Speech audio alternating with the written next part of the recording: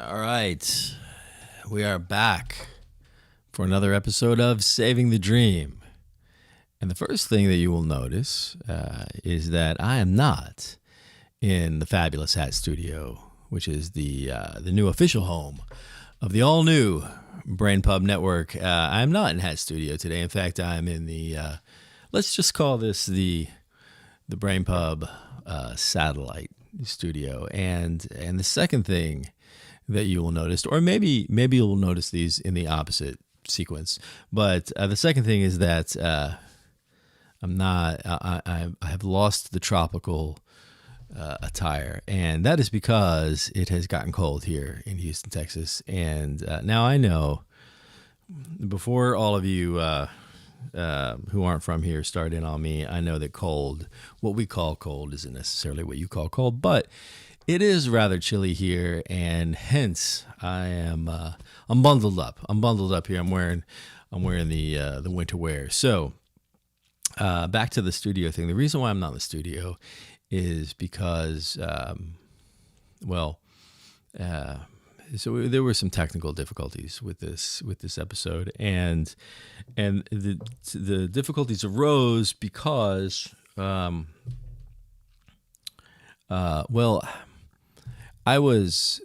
we're going to talk to Mark Mills this time. And Mark Mills is one of my all-time favorite podcast guests, and to have on a show. And because it's not just what you're watching or listening to right now is episode number 5 for Saving the Dream. So you're thinking, how can he be one of your all-time favorites because you're only on episode 5? But in fact, I have had Mark 2 or 3 times on the other show that I have done over the last couple of years, which is unrelated to this, for the Oil and Gas Global Network, the Oil and Gas Tech Show. And I've had Mark on there because he talks about energy, and he talks about oil and gas, and he talks about technology and policy and things like that. And he's fantastic, and so I was really excited to have him in the early lineup for this show. Mark is, in case you're not familiar, he's a senior fellow. Last time I called him a fellow, and he corrected me. He's a senior fellow at the Manhattan Institute, which is a pretty well-known think tank up in the Northeast U.S. He's actually in Washington, D.C., and he goes all the way back to the Reagan administration. He was very young back then. He was very young, and I think he's a physicist by education. He's been involved in energy policy for many years. He testifies regularly before Congress. You can catch him in the Wall Street Journal. He does book reviews there, and he also writes an occasional op-ed. He has done at least one PragerU video that I know of, and which might count as extra points or a deduction of points depending on how you see that. But Mark is very well known. He's a great guy. He's crazy smart, and he has a really interesting. He always has really insightful views. And all of that said, yours truly was I was excited to have him on this show, and we had it scheduled, and I got the times. Somehow I got the time mixed up, and I wasn't where I was supposed to be when we were supposed to be, and I had like a text or something from him that said, "Hey, are we doing this thing?" And so I had to hurry and try to get, and anyway, it was kind of a cluster. And so as a result of that, and I was flying solo because I hadn't really arranged for the tech crew, and anyway, it was a comedy of errors, as they say, and so, well, the long and short of it is that I didn't get the video. I only got the audio. So, Mark, if you're listening to this or watching this, this is probably the first time you're hearing that. I didn't get the video, and I'm sorry. So we will have but we talked about this. We talked about doing a part 2 because we were also a little pressed for time because of that whole thing. We were late getting started, and so we didn't really have time to. We kind of ran out of time, and so we decided Mark's gonna come back. We're gonna do a part 2, and so I promise when that happens, we'll have it all worked out, and we will have Mark's suave, debonair presence on the Saving the Dream video version, but for this one, with the most heartfelt apologies that I can muster, I can say that we only have the audio. And for those of you who only listen to the audio, that's no problem. But for those of you who like the video, I don't know what to tell you. That's why I've recorded this. I'm doing this little special intro to kind of explain all that, and to also say that, we're going to put this on YouTube. We got to have something, and so. Besides the audio, and so I've tried to do the best thing that we can do to at least have something, visual, and so here we go, ladies and gentlemen. Please give a warm BrainPub Network welcome to Mark Mills.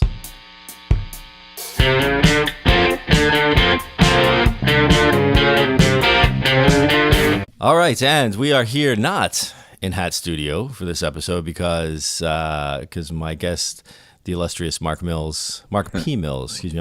I'm looking at your book right here, Mark, and you do use the P in the yeah. Well, I have to, because there's a British novelist who I'm jealous of because he writes novels. But anyway, he's Mark Mills. So if you go to Amazon, put Mark Mills, you might buy a novel, and if you put Mark P. Mills, yes, you'll get to the cloud revolution. You get this, but whoa, okay, I'm gonna get a hard time about that from my audio guy. The cloud revolution, which I don't know if you could see it because it kind of blends in with my shirt, but it's a very nice looking. It's a very pretty book. And when it came, and I was saying this earlier, I was a little bit embarrassed the last time you weren't on this show because the show's brand new, but when you're on the other show, Battle Oil and Gas, I didn't have the book, and it was a little embarrassing, and so I made sure I got the book this time. But I only just got it yesterday, so I haven't had time to read it yet. You won't have to take the quiz until you finish reading the book. But I appreciate that, and it's not, this is not one of those things where somebody like writes a quick book just so that they have something as a PR tool. Like this is I like to think it's a real book. There's a lot of substance in it. It's not a PR book. It's a serious book, which I hope you'll find is written that's addressable. It's written in a fashion for people who aren't expert but who have interest in a pretty broad range of subject matter, because to talk about the future, which is what the book's about, particular about technology and its impact on the future, what's coming, you have to cover a lot of territory, which was a choice. I mean, when you write about the future, we think about the future of the country in general, especially about the United States, but the future broadly. Temptation is to think of it through a single lens, like people write about it through the energy lens, or the quote energy transition lens, or they write about it through the lens of artificial intelligence, that they're thinking about what that does, or in terms of transportation, the quote revolution in transportation, the ostensible revolution in electric cars. I mean, there's a whole set of ways, or how education is changing us, or how a Bitcoin and cryptocurrencies are changing certain aspects of the future. The problem with all those ways of looking at it is that's not how the future unfolds. It doesn't unfold because of one thing. It unfolds because of the interplay of lots of things going on. And if you don't cover all of them, I think it's hard to have a sense of what the landscape looks like. So I realize it's a pretty ambitious task, but that's what I did. I tried to cover the landscape, at least in terms of the things that are changing in meaningful ways now, not things we would imagine should change in 20 years, but the things that are meaningfully changing now. And when you do that, it makes you, at least it makes me, more optimistic than just reading the daily news. If you read what's going on in the world any given day, it's pretty enervating, as a minimum, or depressing, because there's problems in the world, and people are very pessimistic right now, it seems like. And I think the pessimism is misplaced. So that's why I wrote the book as a counterpoint to rampant pessimism. Yeah, I like that. Rampant pessimism. That is, you're right. And in fact, so let's, I was thinking when you said just a second ago about all of these newfangled things that we think are going to change the future one at a time. I just read an article. I think it was this morning. It was not in the Journal, the Wall Street Journal. And I forget who wrote it. Anyway, I did read it, and it was talking about how the invention of the push button in the 1880s, the electric push button in the 1880s, sure. people were really worried about that. They really thought that it was going to create an abstraction. Because prior to that time, most people were kind of familiar with how things worked, and they had, at least even in as a kid in school, you had a fundamental understanding of electrics and mechanics and things like this, and they thought that by turning something into a push button, people were going to stop knowing, instead of making people tinker with things, they were going to stop knowing how things worked, and they were concerned that was going to be that black box kind of thing was going to create a problem in society. And I can only imagine what they would think now if they could see. But one of the things I briefly write about in my books, mostly in the appendix, is the problem with what I call and others have called presentism. When you think about the future, it's not just that people are often pessimistic, and because news is reflexively dystopian, and dystopian stories are more exciting. So the idea of clickbait is not new. It goes back to ancient history. You write pathos makes for great storytelling, and newspapers want to attract people, always have. News sites now on the internet. So the whole thing about clickbait is a modern expression, but clickbait as an idea is very old. Yeah.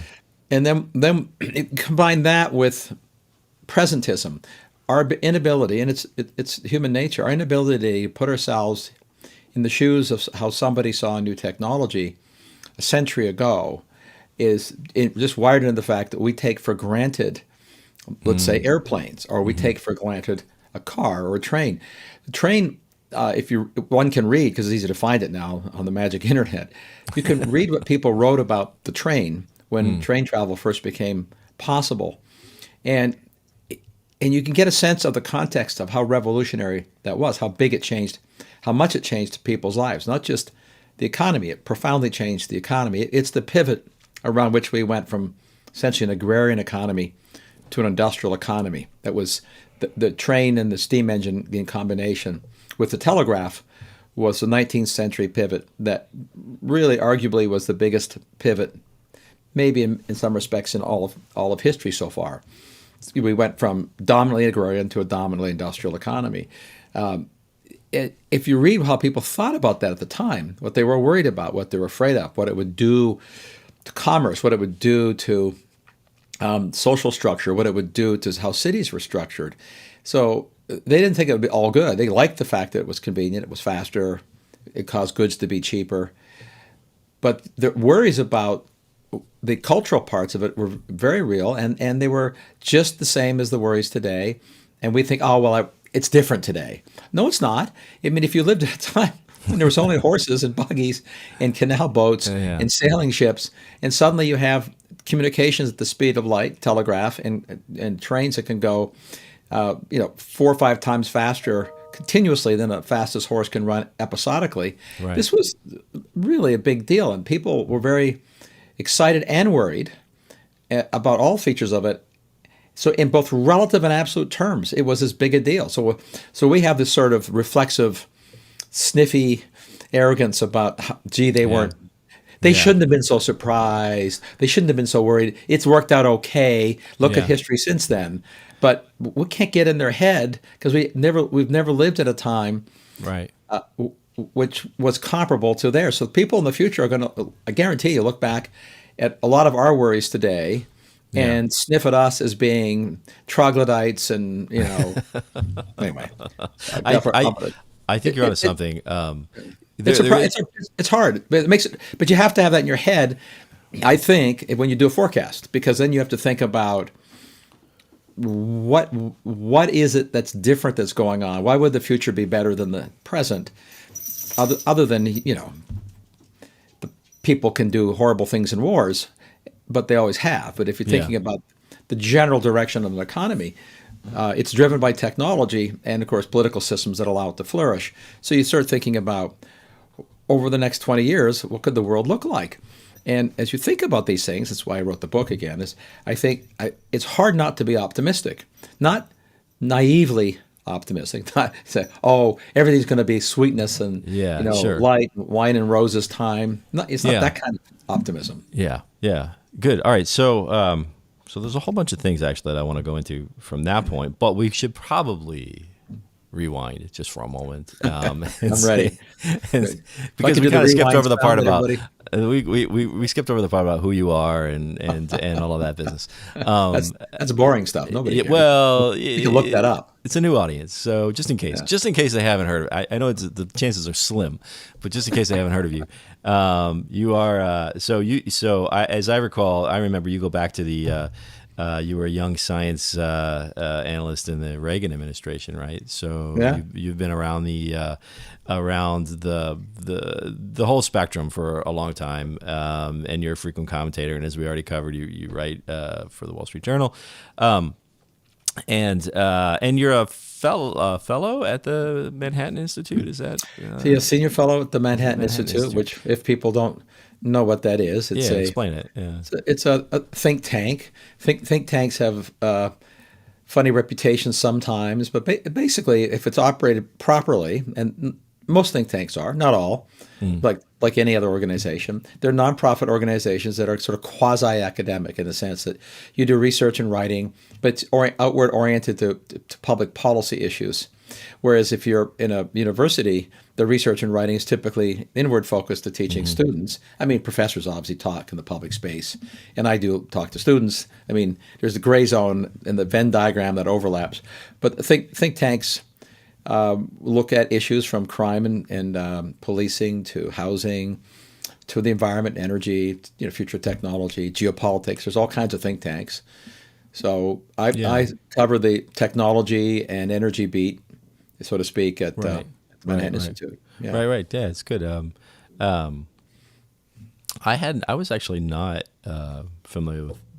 I mean, I guess I'd heard of the Manhattan Institute, but before the first couple of times we talked, I really didn't know too much about. But that's part of the thing, right? As a think tank, you want to sort of you don't want to really be out in the spotlight. You kind of want to be behind the scenes. Is that sort of how you think about it? Like we're working things from the background. Well, I would say probably the inverse. Oh, really? Okay.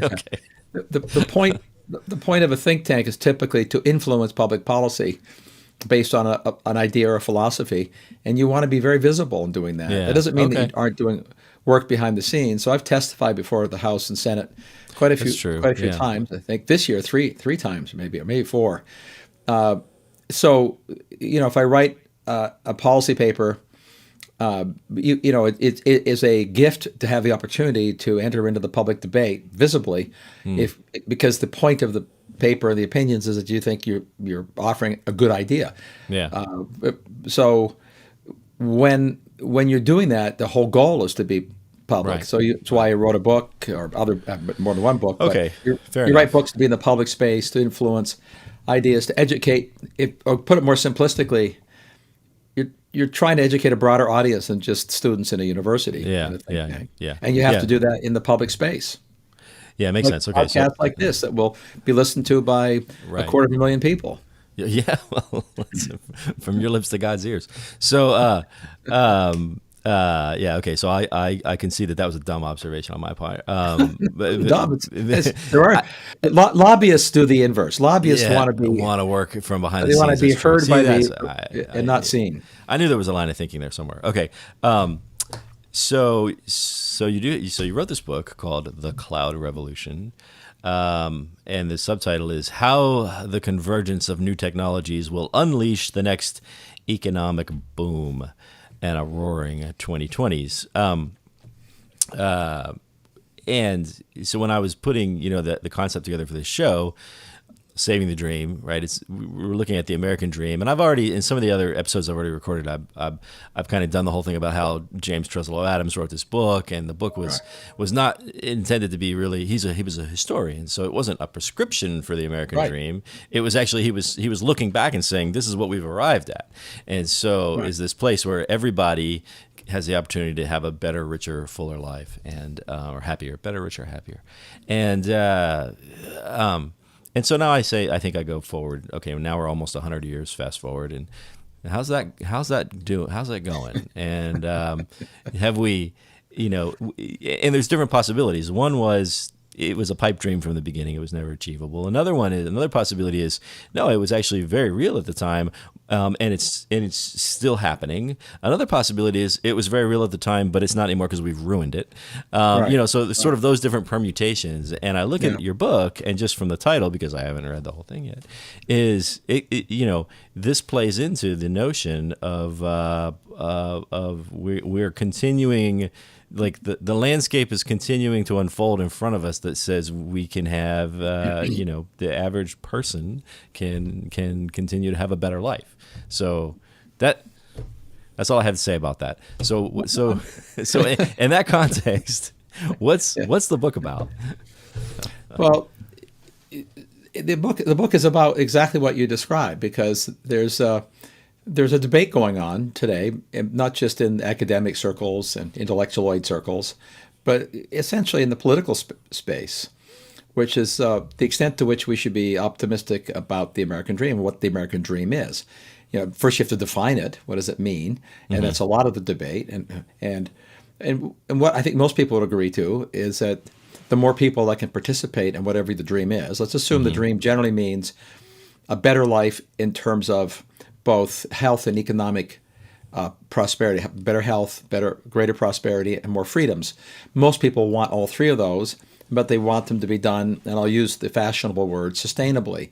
You can't sustainably doesn't just mean environmentally, in my view, because the word has broader, deeper meaning, that just to sustain growth in increasing lifespans or well-being of people, increasing their comforts and their safety, and doing so by allowing them to be wealthier and enjoy more, not only just good health, but enjoy doing things while they're healthier. It takes wealth. And how do you get the wealth? So and I would say, and I begin my book and end it with, it's bookended in a sense by the observation that the system in which we can achieve those, the political system, the social and political system, is extraordinarily important. And there have been a lot of books written about that, which is what Adam Smith wrote about. It's what a lot of scholars have written about. The Nobel Prize economist Phelps wrote a book called Mass Flourishing. And the purpose of the book was to answer the question. He's a Nobelist, so he got an economics. He got it for essentially the exploration of the idea that you can get mass flourishing, means lots of people become better off. It wasn't about perfect equity. Not everybody can get equally better off, but everybody gets better off. We have a huge middle class now, which didn't exist a century ago. And 2 centuries ago, there was essentially no middle class to speak of. And 1,000 years ago was sort of, with a very few exceptions, a non-existent characterization of economic distribution. There was the very small wealthy, and everybody else was serfs. I'm being simplistic, but the Roman Empire had a middle class. So the question you have is, how do you get there? And can we get, and let's just stipulate, I think we're there, no perfection, but we're better off than we were before a century ago. How do we get here, and can we keep going? And so the thought experiment is this, that the political and the social framework is extraordinarily important. Without it, you can't get flourishing. You can't have wealth flourish broadly with equitable distribution of wealth without a system of governance and laws and freedoms that allow everybody to have a shot at it, so to speak. It's not a perfect system. You have to have that. But here's the thought experiment. Let's just stipulate, I think the American system is arguably one of, and I'm not the only one to say this is not a new idea. It's somewhat unique in history. There are other civilizations that have had close to similar, but nothing quite like the American Constitution, the American system. So it's remarkable, and it's achieved this mass flourishing, which has positively infected the world, not perfectly. And so here we are in a system that, let's just say, overall, allowed this flourishing. Now, here's the thought experiment. That system is essentially the same today as it was 200 years ago, essentially. We haven't changed the Constitution. We've got some amendments to it, but it hasn't changed. For better or for worse, it's the same. And so you have to, so we have a whole set of freedoms that are fairly well adjudicated to start businesses, have a life, get education that you want, live where you want without significant constraints. Significantly live without the jackboot on your throat on average over time. Set aside, immediate problems. Over time, this has been true for America. So then why did that make America a wealthier place? Because compared to 1920, for example, going back just one century, the average per capita wealth in real terms in America is 700% higher. So Americans, on average, that would come as a surprise to a lot of people who are trying to say the opposite right now. Right. We're far well. So we've eradicated abject poverty in the West. There's still poor people. Still, obviously, there are poor and rich people. But abject poverty leads to starvation and death. Essentially, doesn't exist in the West. And the percentage of people in the world who live in abject poverty is now at the lowest level in all of human history. I mean, so you'd say, well, how do we get to that level of well-being, if you like, and wealth? Yeah. Was it the system? What's different today than 100 or 200 years ago? The governance is essentially the same. Political fractures are similar, if not worse, sometimes in history. We had civil wars, obviously, in our history, which are, to say that was fractious would be an egregious understatement. Yeah. So the only thing that's changed in America, the only thing that's different today, broadly speaking, is technology. We're wealthier because of technology, which is why I wrote the book. You start with the predicate. It is essential to get the politics right to allow a flourishing to continue here or anywhere in the world. What governments are capable of Sovietizing an economy because they've done that, including in the Soviet Union for 80 years. So what's different today from the past, self-evidently, is technology. And one of the key features of technology can be simply described that human beings invent things not just for survival. We're doing better with survival. Humans have survived for 10,000 plus years of known history and longer than that. But to increase our well-being, increase our health, protect us from predations of nature, natural disasters and pathogens, and then to increase comforts, conveniences, entertainment, education, all these soft features of society all require wealth, and all of the wealth comes from the single feature that does not eludes a lot of politicians. It doesn't elude economists. There's only one feature that really generates wealth at the fundamental level, which is called productivity. You need, which is defined very simply, fewer inputs of materials, labor, and dollars to get more and better outputs. If I have whatever it is, it doesn't matter whether it's to make a car, to fly an airplane, to cure a disease. If I can reduce the inputs, which is labor, there's only three inputs: labor, materials, and energy. That's all there is. If I can reduce those inputs and get better and more outputs, that is called productivity definitionally, and that is where wealth comes from, because it is the only wealth generator. In fact, Nobel Prize in economics went to Solow for his statistical work on this in the 60s. I think the prize he was awarded was 67, I believe. It's embarrassing. I think it was 67. But anyway, I might be misspeaking. Somebody listening will say, no, it was 87, and Mills, you don't know what you're talking about. So, well, people like to do that to you anyway. So, so they're going to, The point is, that's what's different. So then, since we know that, is it possible that and I picked the next decade, the 2020s, rather than the next century, is it possible that for the next decade, we'll see an efflorescence of constellation of new technologies comparable to what began in the 1920s? And my answer obviously is yes, because I wouldn't have subtitled it Roaring 2020s. And I think we underappreciate the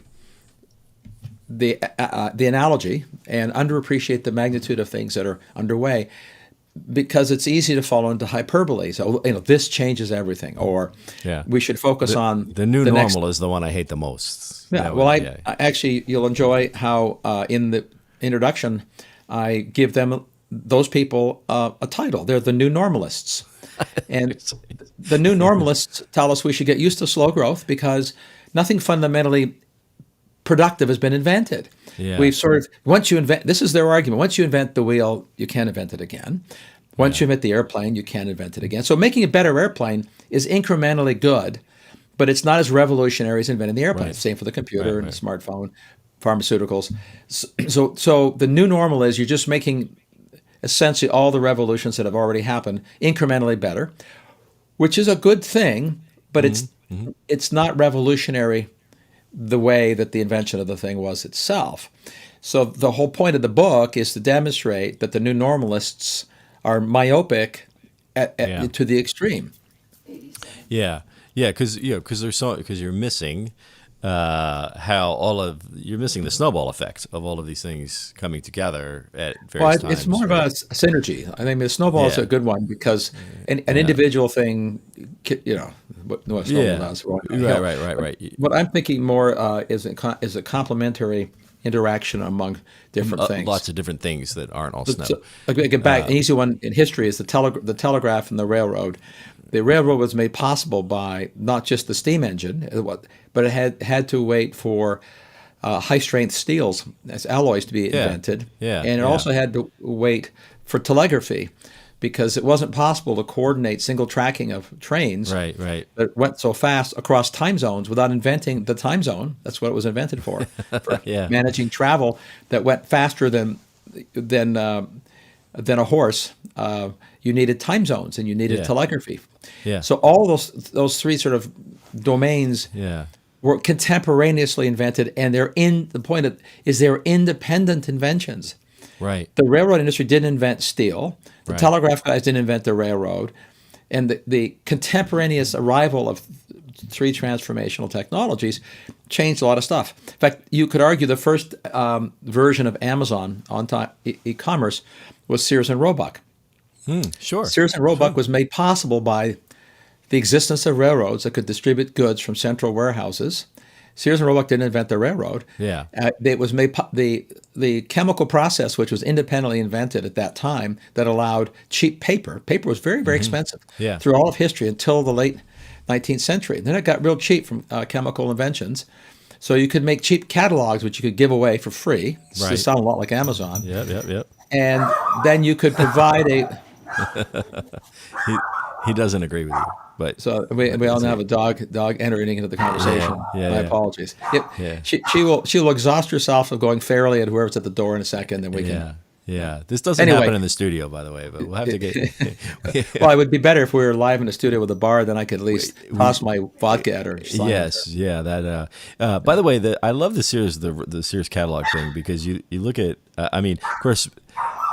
Back then, prime delivery, what meant you got it in only 2 months, right? Instead of 6 months. Much faster than that. You'd be surprised. So Sears, like Amazon, went from selling clothing to selling everything, including houses, kit houses, fully ready to be assembled with instructions. They were omnivorous in what they produced, but the velocity of remember, you had telegraph, you had mail. Mail was pretty fast. And if you ordered something from a Sears catalog, frequently you could see it in days or weeks, not months. And at that time, if you think about what was entailed in getting a product, if you're in a geographically remote area, you literally had to wait months or years. You brought what you needed with you on the wagon train, so to speak, and you had to wait for somebody else to come in a stagecoach to bring you new supplies months later. Right. The velocity was astonishing, but I guess my point is the combination of technologies at that time made possible that, and businesses like Sears and Roebuck took advantage of that, just as Amazon, Jeff Bezos did not invent the internet or the web browser or data centers or warehouses, but put them all together in a very clever way that created the functional equivalent of modern Sears and Roebuck with other features. It would be as if at Sears and Roebuck back in the day also decided to build out, let's say, a railroad system and telegraphy, and they would have been quite a monopoly at that time. And they would have, they. You're right. It's the cumulative effect of these things coming together. Without the steel, the trains would have just been stuck in the mud, and without the telegraph, they would have been lost a lot.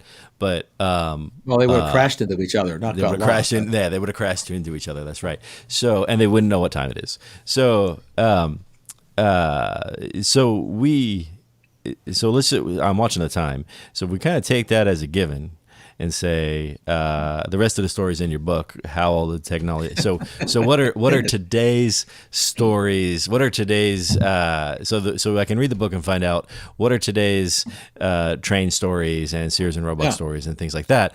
But the thing that I find that's interesting is I had two thoughts that kind of stand out. One is you mentioned the sustainability thing, and I'm with you all the way on that.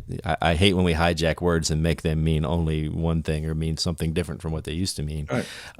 But some would say that the first Roaring '20s wasn't too sustainable because of what happened in the '30s. So I'm thinking about, like, how do we avoid something like that happening again, which kind of dovetails into my second thought, which is, in spite of all, like, the good, like, like social karma in the book, it sure seems like we're trying hard to ruin our chances of realizing this. So is it possible that your prediction gets basically it's blindsided by self-inflicted failure, or constraints? Well, sure.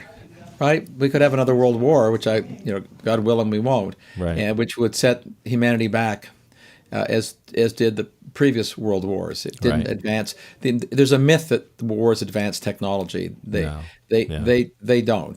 There's a few minor exceptions, but when you really look at the arc of history, the technologies that the two world wars used were invented prior to the wars, with just one exception. And that's the atomic bomb. I mean, so they make the exception the rule. But no, you're right. I mean, it's possible, and we're doing a lot of damaging things. It's possible to both slow revolutions, economic revolutions, or kill them. Yeah. Governments are doing that, and our governments are, at the moment, by that I mean both state and federal, especially the federal government and the Federal Reserve, are trying very hard to create a serious recession. Yeah, it sure seems like they're giving it their best. Well, they're actually not using those words, but they're being very candid about it. They want unemployment rate to rise. Mm-hmm. They want interest rates to rise so people will stop buying stuff like homes, mm-hmm. and they want more people unemployed. They're stating exactly that, which is a recession. So I mean, I'm in the camp of that. I see that as immoral. Personally, it's not that I like inflation. It's that if you look at what's caused inflation, what the sort of the root causes of inflation, you then think about, how do I deal with it other than destroying people's businesses and lives? And the simplistic answer would be, inflation, we know, is definitionally too much money chasing too few goods. Mm-hmm. And we put a lot more money in the economy by printing it with these massive spending bills. Well, one way to offset it would be to not appropriate the money. I mean, just don't appropriate it. I mean, it hasn't been spent. They're going to spend it, but they don't have to. So, I mean, it's not impossible that a future Congress could say this latest, quote, Inflation Reduction Act, with all its spending, we're not going to spend the money. So that's one solution, which is not crazy. It's politically possible.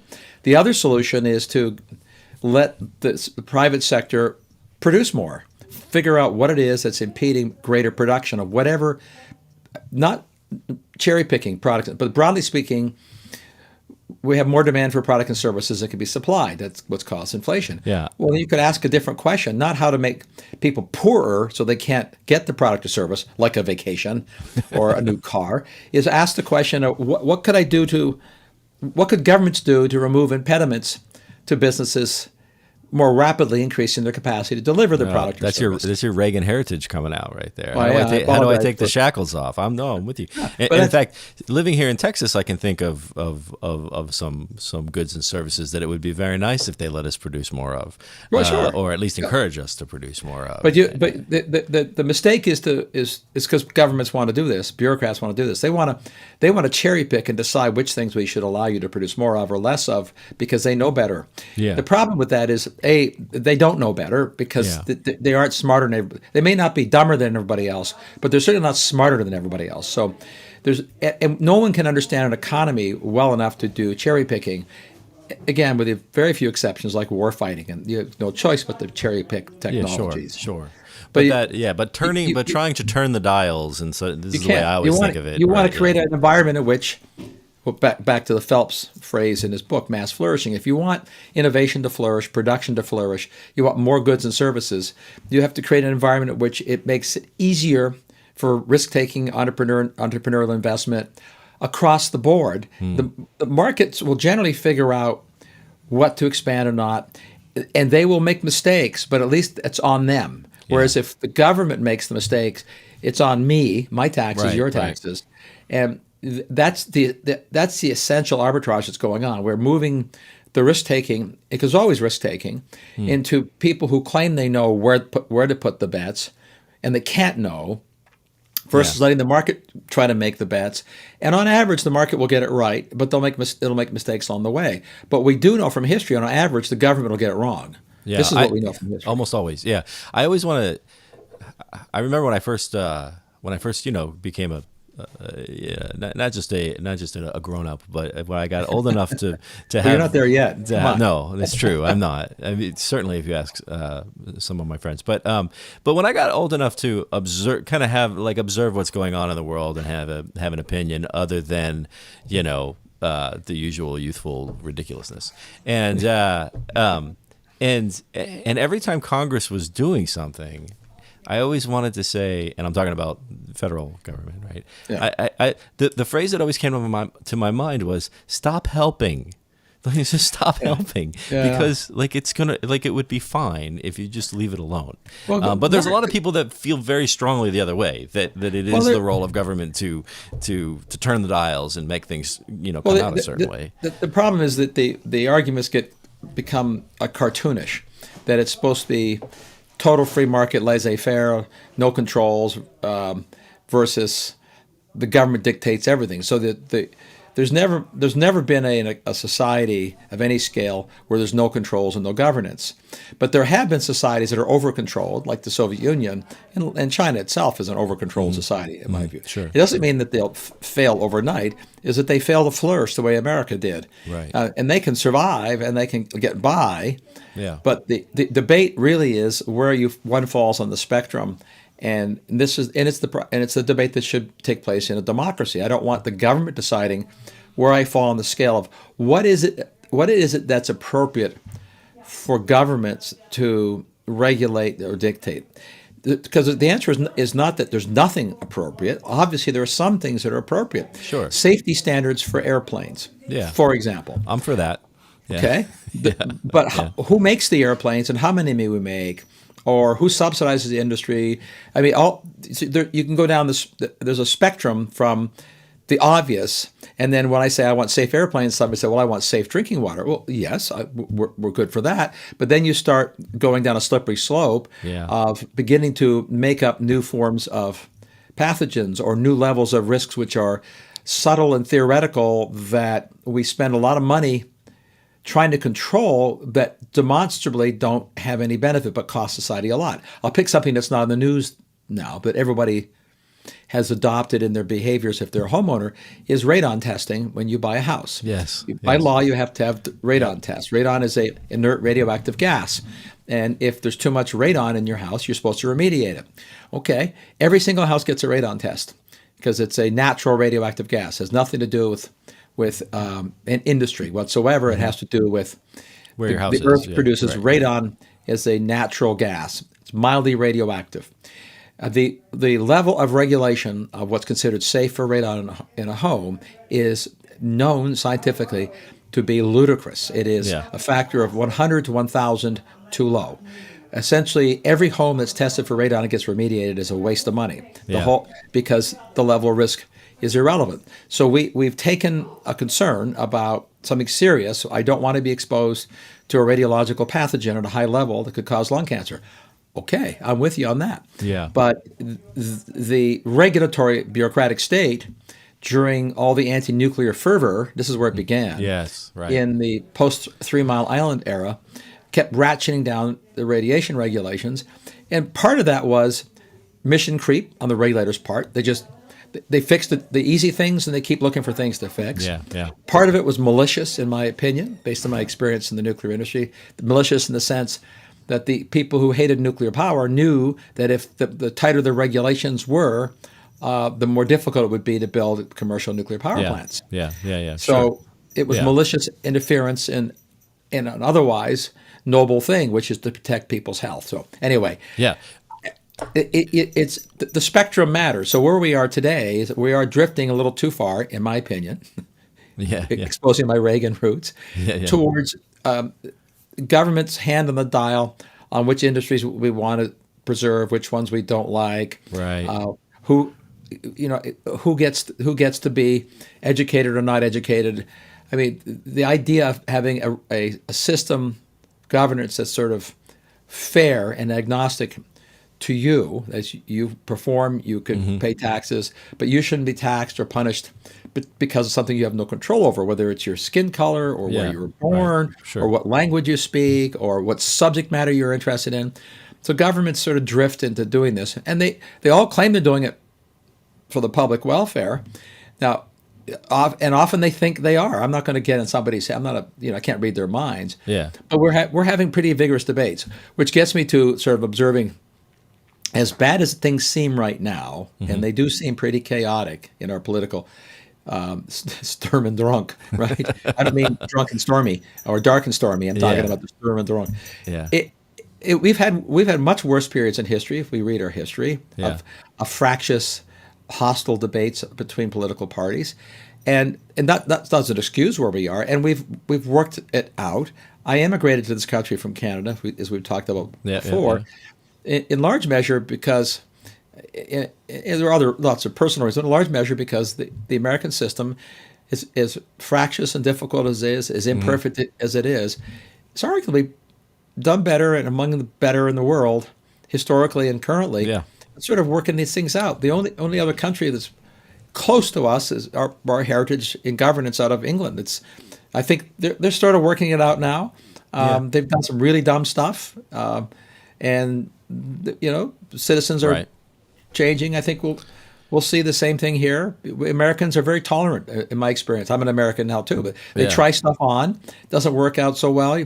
The old expression, you throw the bums out, we'll try something else. Eventually people are okay for a while, and then eventually they say, we're not doing this anymore. I'm gonna propose something, because I know that you have to go right now.